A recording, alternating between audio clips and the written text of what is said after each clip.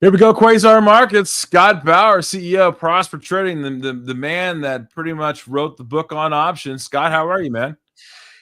For a Monday, not too bad. We'll see how the Cubs do tonight against the Phillies. It comes down to my Cubs, your Cardinals. Everything else is just secondary. It's interesting. Over the weekend, did you have in your bingo card the Cardinals will take the series from the Dodgers? Listen, I think you're still 3 or 4 behind. So we'll talk later in the season. It's not how you start, it's how you finish. All right, Scott, Hey, listen, there's a lot going on in the markets. Let's get right to it. yeah. Bingo, bango, two billionaires fighting on the news and this is crazy, right? I mean, I wrote a piece over the weekend on this that it's primetime theater, right? If this was on pay-per-view, it would be the largest gathering of people watching an event that you could ever imagine. Or it's silly. It's just silly, and you just have to wonder. And this is not political whatsoever because this is all about markets, right? But you just have to wonder if for the last several months, Elon was doing this just to get some perk, just to get a spiff, just to get some bennies. And then maybe he didn't get it because how do you then immediately turn on the guy that you've been working with Yeah. for the last 3 or 4 months and immediately turn, right? So something just doesn't add up here, and I'm not sure we're ever going to know. But I know in terms of trading wise, not sure it affects the overall market, but it certainly does for Tesla. And Tesla has remained volatile because of this right now. Yeah, I just Kevin Green from the Schwab Network on there, the very same question, and he said something. You don't stay in Trump's orbit very long at this closeness. But we felt like there was a bromance, and now the back and forth between Epstein Island, but it's causing issues with Musk's SpaceX, right? How is he going to get there? So, is this going to affect Tesla's stock price over the next 6 months? Probably not 6 months from now, but I think that over the next 6 weeks, maybe even a little longer, I think we're going to see, some definite added volatility. 6 months from now, it's going to be where it's going to be. And I think it'll be trading based on its fundamentals, based on its technicals, and hopefully not any of the extraneous stuff that we've kind of come used to over the last several months. Yeah, Mr. Option yourself, talk to me. Are you playing Tesla and you're playing the options there too? We were, and Okay. truth be told, when it was trading about 340 end of last week, we went in to buy some put spreads that we did not get filled on. Okay. So complete transparency.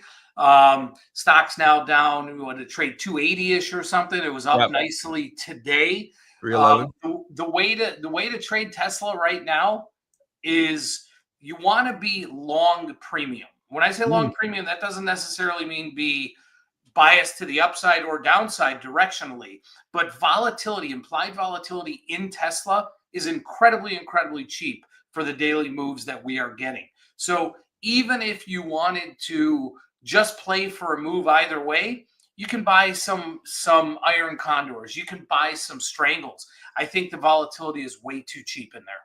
Yeah, I agree with you. And one of the things that we've had with volatility over the last few weeks is the volatility itself. The VIX. You're very close to the VIX pit there in Chicago. Sure am. Talk to me a little bit about what the traders on the floor are thinking about the VIX, as it was elevated over the last few months because of tariffs. What's going on now, though? There's a lot of complacency on the retail side of things. The traders in the pit, they want to still have these, what we call bullets, if you will, meaning they want to be long the upside calls. Just like in the S&Ps, they'd want to be long downside puts, right? That gives you ammunition. That gives you powder so that when vol does come ratcheting higher again, it gives you inventory to be able to sell. I would say that the paper flow, though it's slowed down quite a bit in the VIX, there's still a lot of out of the money buyers, but we're not seeing the 100 strike, the 120 strike, the 150 strike buyers come in that we saw just over the last month or so. We're now seeing a lot of buyers around the 30 and 40 strikes. So I think that's definitely something to watch out for. And, the VIX it closed today at 17. So a VIX of 16 is equivalent to basically a 1% daily move in the Yeah. S&Ps. Well, there's no question that we are still seeing that. It's summer trade. We have summer trade right now, but I think a VIX of 16, 17 for this environment is too cheap. Yeah, and it's interesting that I've been talking about this for the last few weeks that charting is awesome, and you and I grew up in charting. We know how to chart. We learned it. But I've been saying that over the last few weeks, your charts don't mean anything if there's a Trump tweet coming out, right? It For doesn't sure mean not. anything if there's a geopolitical issue right now. And for me, there's no clarity. If I were to say to you, Scott, I'm going to ask you the question, what clarity is it that you need to see in order for a more of an easier, bigger, outsized market move for you? Wow. I mean, that's a tough one because the jobs market has really hung in there. We're going to get CPI later this week. I'm not sure that's, we're probably not going to see a big outlier. I'm not sure that we're really going to get any outlier for the next Okay. couple of months until there's a little bit more clarity with the tariff talk. Right. And for right now, the tariff talk, I'm not going to say it's been nothing. But the whole tariff issue really has almost been cast aside a little bit. But as you said, you got to be prepared in this environment, in this new day and age. You got to be prepared for that tweet. And that is why the traders that I know, they want to have that ammunition because they're prepared for it. I'm prepared for it. And listen, if you're buying that premium and it never comes to fruition, okay. But in this environment, I think you got to have it. Yeah, and it's interesting. I think a lot of traders have been in I think in their minds thinking that there's going to be a cut by the Fed. You seeing any cuts coming the Fed anytime soon? Not June or July. It sure doesn't seem like it because the eco data that they are watching is still pretty solid, and I think it's really apparent that Powell is not going to acquiesce to President Trump. He is going to stick to the script. So unless we start seeing some outliers here, I don't think we're going to get cuts. And again, what happens if and when these tariffs really kick in, that's going to be affecting the economy down the road. It's not going to be in the next couple of months. Yeah, and when you look at the volatility, and we're looking over now, two things that are catching my eye has been the gold-silver ratio and Bitcoin. We've been talking about it. Yeah, how about that? Yes, and I talked about this last week also on Schwab Network and Fox Business, that the gold-silver ratio was so out of whack, and it's been elevated. It has been elevated, and I said, I want to be long in both, but I'm going to choose to be long silver because it has to catch up to gold. It was 105, that gold-silver ratio last week. It closed today at 90. That's a massive move. Massive move. Yeah, 90.42 right now, and they hit that 200-day moving average actually on the gold-silver ratio. So is this where we end? I mean, I've been calling for silver to 43. We're at 36.74 right now. What are your thoughts on silver then? As a relationship, as a ratio to gold, I still think it's a buy. I think both assets are a buy. It's a buy the dip, where crude to me is a sell the rip. Gold and silver are both buy the dips. If I had to do one, that ratio I think is going to probably settle in somewhere around 80 or so, and then maybe start ramping up. Yeah, so with the silver side of things, you would think that it's the retail side, correct? For sure. Yeah.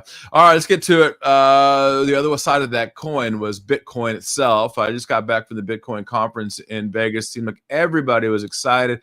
At that time, it's trading and traveling around 105, 106,000. Today, we're at 109,500. We see some more knocking at the doorstep.